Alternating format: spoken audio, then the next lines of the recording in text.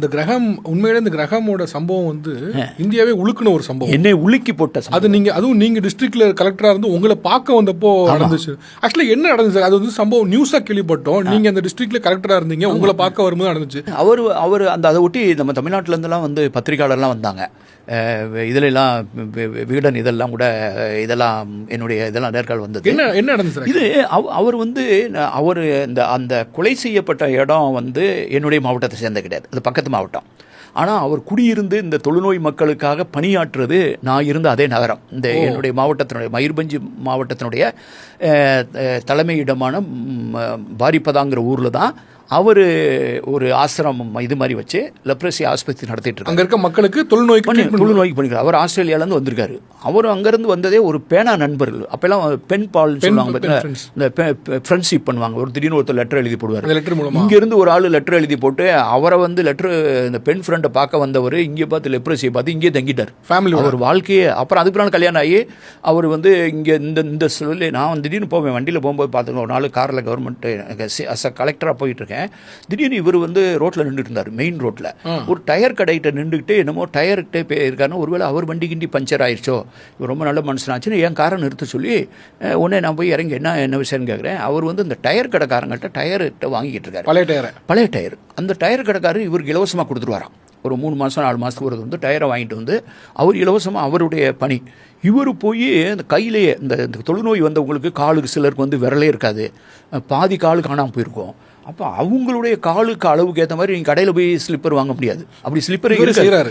இவர் வந்து அதை பேப்பரில் பேனாவில் வரைஞ்சி அந்த ஆளுடைய காலுக்கு ஏற்ற மாதிரி அந்த அளவில் இந்த டயரை வெட்டி இவர் செருப்பு செய்வாருங்க. அதனால் அது ஆஸ்திரேலியாவில் வந்து ஒரு மனுஷன் வந்து இப்படி வேலை பார்த்துக்கிட்டு இருக்காரு அப்படின்னு தோணும்.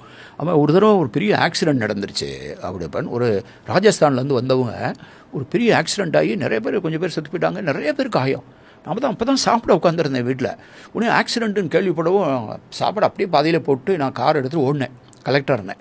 அப்போ போய் பார்க்குறேன், ராஜஸ்தானில் வந்தவங்களாம் ரோட்டில் செதறி கிடக்குறாங்க. நான் என்னடா பண்ணுன்னு சொல்லிட்டு எல்லாம் போலீஸ் கிலீஸான்னு சொல்லி ஆம்புலன்ஸை வர சொல்லலான்னா கவர்மெண்ட் ஆம்புலன்ஸ் வரல. என்னடா ஆம்புலன்ஸுக்கு டிரைவர் காணாமல் தேடி இருந்தாங்க. உடனே எனக்கு இவர் நம்பருக்கும் உடனே தகவல் சொல்லுங்கடா, அவர் வர சொல்லுங்கிறேன். அவர் வரும்போதே அவர்கிட்ட ஒரு ஆம்புலன்ஸ் இருந்தது. அவர் போகிற வண்டி, இந்த எரிச்ச வண்டி இருக்குல்ல, அவரை கொலை பண்ண வண்டி, அந்த வண்டியும் எடுத்துகிட்டு வந்து இவங்களை காப்பாற்ற வந்து இந்த நர்ஸுகள் அவங்களுடைய செவிலியர்லாம் கூப்பிட்டு வந்து ஆஸ்பத்திரி கூப்பிட்டு வந்து நாங்களாம் அந்த காயமடைஞ்ச ஆளுகள்லாம் வெளியில் கொண்டு வந்து அங்கேருந்து நான் முதல்ல கிளப்பி விட்டதே இவருடைய வண்டியில் தான். அதுக்கு பின்னாலே கவர்மெண்ட் ஆம்புலன்ஸ் வந்தது, எல்லாத்துலேயும் அனுப்பிச்சி விட்டு இவங்களை ட்ரீட்மெண்ட்டுக்காக கட்டாக்கு அனுப்பிச்சேன். இவ்வளவு உதவிகரமாக இவ்வளோ தூரத்துக்கு மக்களுக்காக தொழுநோய்க்காக இருந்த ஒருத்தர் திடீர்னு சம்பவத்தில் எப்படி தான் எரிக்கப்பட்டது? அதுதானே நம்ம நாட்டை பற்றி நம்மளை பற்றி பலது யோசிக்கும் போது ரொம்ப டீப்பாக யோசித்து சில மாதிரி என்னை மாதிரி ஆளுங்கள்லாம் தொடர்ந்து இந்த மாதிரி விளிம்புநிலை மக்களுக்காக பேசணுங்கிறது, அதுக்காக கொள்கைகளை வகுக்கணும் அப்படின்னு சொல்லி தொடர் உரையாடல் பண்ணுறதே இதுதான், இந்த மாதிரியான நிகழ்ச்சிகள் தான். அவர் இறந்து போகிறதுக்கு முன்னால் நீங்கள் திடீர்னு இதை போய் நினைவுபடுத்தி நான் நினைக்கவே இல்லை. நான் வந்து அப்போ வந்து இந்தியா டுடேல என்னை இன்டர்வியூ பண்ணாங்க. அதுக்குனால எனக்கு நல்லா ஞாபகம் இருக்குது. எனக்கு வந்து வாழ்க்கையின் மீதான காமம் போயிருச்சுன்னு சொன்னேன். ஆமாம், இதில் ஐ last the lost for life அப்படின்னு. இந்த லஸ்ட் ஃபார் லைஃப்ங்கிறது இர்விங் ஸ்டோன் எழுதின ஒரு புத்தகம். இந்த வின்சென்ட் வென் ஹாங் அப்படிங்கிற ஒரு ஓவியன், அந்த ஓவியனத்துடைய வரலாறை அடிப்படையாக கொண்டது. அந்த லஸ்ட் ஃபார் லைஃப் அதை நான் படிச்சிருந்தேன். அது வாழ்க்கைக்கான காமம். எனக்கு வந்து இயல்பான வாழ்க்கையிலேயே எனக்கு பிடிப்பில்லாமல் நாட்டம் இல்லாமல் திருப்பி இயல்பான வாழ்க்கைக்கு வர்றதுக்கே எனக்கு பல மாதம் ஆச்சு. ஏன்னா அவர் திடீர்னு எனக்கு ஃபோன் பண்ணி அவர் சொல்கிறாரு, சார் நான் உங்களை பார்க்க வரேன்னு நான் கலெக்டராக இருக்கேன், எனக்கு ஒரு ஞாயிற்றுக்கிழமை. உடனே வாங்க அப்படின்னேன். இல்லை பிள்ளைங்க கூட வந்து 3 பிள்ளைங்களும் வராங்க. ஒரு இந்த இறந்து போன 2 பிள்ளைங்க, இன்னொரு பொண்ணு 2 பேரும் எல்லாம் ஊட்டியில் படிச்சுட்டு இருந்தாங்க. அப்போ அந்த பொண்ணு இப்போ ஆஸ்திரேலியாவில் இருக்குது, குழந்தையெல்லாம் இருக்குது. அவங்களும் அவர் கிராம் ஸ்டூவர்ட்ஸோட ஒய்ஃபு வந்து அங்கே இதுக்கு போயிட்டாங்க, ஆஸ்திரேலியா போயிட்டாங்க. இவங்கெல்லாம் சேர்ந்து வர முடியாது. என்னுடைய பால்யக்கால நண்பர் ஒருத்தர் வந்திருக்கார் ஆஸ்திரேலியாவிலேருந்து என்னை பார்க்க, ஸ்கூலில் படித்தவர், அவரையும் கூப்பிட்டு வரேனார். அந்த பிள்ளைங்க கூட படிக்கிற பிள்ளைங்க கிளாஸ்மேட்டையும் கூப்பிட்டு வரேனார். அப்போ 3 பிள்ளைங்க, அந்த 3 பிள்ளைங்களுடைய கிளாஸ்மேட் 2 பேர், இவர் கூட படித்த ஒரு ஆள், இவ்வளோ வந்து இறங்குறாங்க எங்கள் வீட்டில் சாயந்தரம் வந்து. பேசிக்கிட்டே இருக்கோம், மொழியில் பற்றி பேசுகிறோம். அதான் முதல் தடவை எங்கள் வீட்டுக்கு வந்து ஆஃபீஸில் வந்து பார்ப்பாரு, வீட்டுக்கு வந்திருக்காரு. என்னடா வந்து பேசிக்கிட்டு இருக்காருன்னு போய் எங்கள் வீட்டில் போய் காலிஃப்ளவர் வெளியில் தோட்டத்தில் போய் நாங்கள் வீட்டுக்கு பின்னால் தோட்டம் இருக்கோம், காலிஃப்ளவர் நாங்கள் பறிச்சுட்டு வரோம். எங்கள் வீட்டில் பக்கோடா செஞ்சாங்க, காலிஃப்ளவர் பக்கோடா. அந்த பிள்ளைங்க போட போட சாப்பிட்டுட்டு இருக்கேன், இன்னும் வேணுங்கிற மாதிரி முகத்தை பார்க்கவும் என் ஒய்ஃபு புரிஞ்சுட்டு திருப்பி டார்ச் லைட் எடுத்துகிட்டு போவோம். நைட்டு அந்த டார்ச் லைட்லாம் போனால் அந்த தோட்டத்தெல்லாம் போனால் ஏதாவது பாம்பு கும்பு இருக்குன்ட்டு நானும் ஓடி போய் கூட போய் பறித்தேன். பிள்ளைங்க ரொம்ப ஆசையாக சாப்பிடுதுட்டு திருப்பி 2வது தடவை நானும் காலிஃப்ளவர் பறிச்சுட்டு வந்து நாங்கள் பஜ்ஜி பக்கோடா போட்டு கொடுத்தோம். அப்போ தான் பேசியிருந்தேன். அப்புறம் அவர் இறந்ததுக்கு பின்னால் தான் அவர் ஒய்ஃபு சொல்கிறாங்க, அவங்க மனைவி என்கிட்ட சொல்கிறாங்க, நாங்கள் அன்றைக்கி ஏன் வந்திருந்தோம் சார், அன்றைக்கி அவர் பிறந்த நாள், கிரகமுடைய பிறந்த நாள். அவர் வந்து யாராவது மனசுக்கு பிடிச்சவங்க, நல்லது செய்கிறவங்க, அவங்க யார்கிட்டையாவது அப்படி போய் கொஞ்சம் நேரம் டைம் ஸ்பெண்ட் பண்ணுன்னு சொன்னார். என்ன இப்படி சொல்லாமல் விட்டீங்களே என்கிட்ட, அப்படி ஒரு பிறந்தநாள் வாழ்த்தாவது சொல்லியிருப்பேன், ஏதாவது ஒரு புத்தகமாக ஏதாவது நான் ஒரு பரிசாவது கொடுத்துருப்பேன்ல, அவ்வளோ பண்ணுறது, அதனால தான் அவர் சொல்லலைன்ட்டு. ஆனால் உங்களோட தான் டைம் ஸ்பெண்ட் பண்ணுவேன்னு வந்தாருங்கிறார்.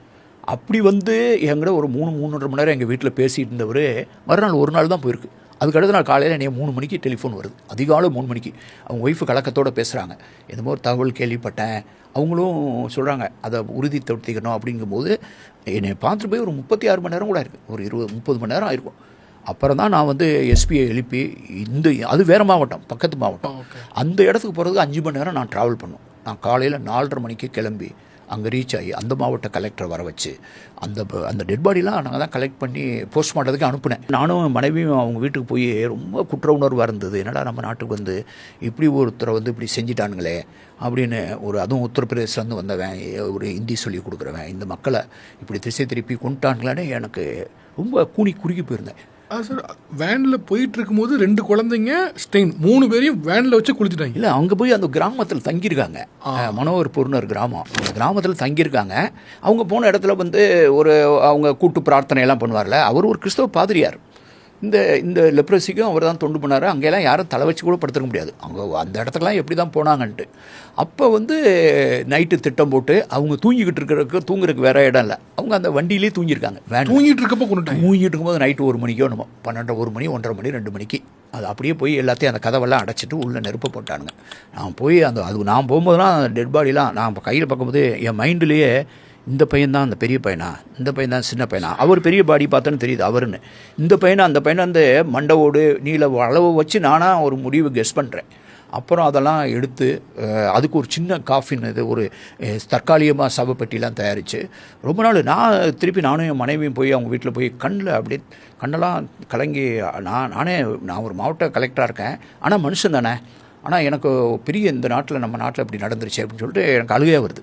அவங்க வந்து எங்களுக்கு ஆறுதல் சொல்கிறாங்க, எங்களை வருத்தப்படாதீங்க, நான் அவங்கள மன்னிச்சிட்டேன்னு சொன்னாங்க. எனக்கு அதான் சொல்லுவோம், மன்னிச்சிட்டேன்னு என்கிட்ட சொல்கிறாங்க, என்கிட்ட தான் அப்படி சொன்னாங்க, நான் அவங்கள மன்னிச்சிட்டேன், நீங்கள் அழுகாதீங்கிறேன். அப்போ எனக்கெல்லாம் அந்த நிகழ்ச்சி என் மனசில் ஒரு ஆறாத வடுவை ஏற்படுத்துச்சு. அதை நான் இன்னைக்கு சுமந்துட்டு தான் இருக்கேன். அந்த ஒவ்வொரு ஜனவரி மாதம் அந்த நாள் வரும்போது நான் முகநூலில் பதிவு போடுவேன். அண்மையில் கூட அவர் மனைவி இப்போ திருப்பி அங்கே ஆஸ்பத்திரி திறந்து வைக்கிறதுக்கு என்ன தான் கூப்பிட்டாங்க. தொடர்பில் இருக்கேன். பட் எனக்கு உண்மையில எனக்கு அந்த செய்தி இதை பேசுவீங்கன்னு நினைக்கவே இல்லை. எனக்கு இன்னைக்கு இந்த இன்டர்வியூக்காக பார்க்கும்போது சார், தமிழ் நெடுஞ்சாலை புத்தகத்தை இன்னொரு வாசிப்புன்னு வாசிக்கும் போது எனக்கு இந்த சம்பவம் திருப்பி பட்டுச்சு. உண்மையிலே எனக்கு இன்னைக்கு வாசிக்கும் போது எனக்கும் இன்னைக்கு நெஞ்சு ஒரு மாதிரி. இன்னைக்கு கூட என்னை பார்க்க வந்தார், இந்த லைப்ரரியில் ஒருத்தர் பார்க்க வந்து அவர் எழுதின புத்தகத்தை, ஆங்கில புத்தகத்தை காட்டுறாரு. அதில் வந்து ரெயின் ஃபாரஸ்ட் ப்ளூரலிசம் நீங்கள் சொல்லியிருக்கீங்க சார், இந்த நாட்டுடைய பன்மியத்தை வந்து மலைக்காட்டு பன்மியம் அப்படின்னு சொல்லியிருக்கீங்க. அந்த மலைக்காட்டு பன்மியம்ங்கிற அந்த உருவம் எனக்கு ரொம்ப பிடிச்சதுனால உங்கள் படத்தை போட்டு இந்த மலைக்காட்டெல்லாம் போட்டு இப்போ இந்த புத்தகத்தை கொண்டு வந்து இப்போ தான் கொடுத்துருப்பாரு. இப்போ நீங்கள் வந்து வெயிட் பண்ணிட்டு இருக்கும்போது தான் உங்கள் கண்ணதெல்லாம் கொடுத்துட்டு போகிறாரு, அதை என்கிட்ட திறந்து காமிக்கிறாரு. இப்போ இந்த மலைக்காட்டு பன்மியம்ங்கிறதே என் மனசுக்குள்ளே எப்படி வந்தது, இன்றைக்கி வரைக்கும் திருப்பி நீங்கள் சொன்னதுலேயே, நீங்கள் உங்களுடைய உருவகத்திலேயே நீங்கள் பேசுகிற பண்பாட்டு அரசியலே மிக முக்கியமானது, இந்த நாட்டை வந்து நீங்கள் வந்து ஒரு உருக்குப்பானை இல்லை, அது ஒரு மெல்டிங் பாட் இல்லை, அது அமெரிக்காவில் சொல்கிற மாதிரி ஒரு சாலட் கிண்ணம் இல்லை, இது ஒரு மலைக்காட்டு பன்மியம். நீங்கள் தொடர்ந்து பேசிகிட்டே வரீங்க. இந்த மலைக்காட்டு பன்மியம்லாம் என் மனசுக்குள்ளே ஊர்னதே இந்த நிகழ்ச்சிகள் தான்.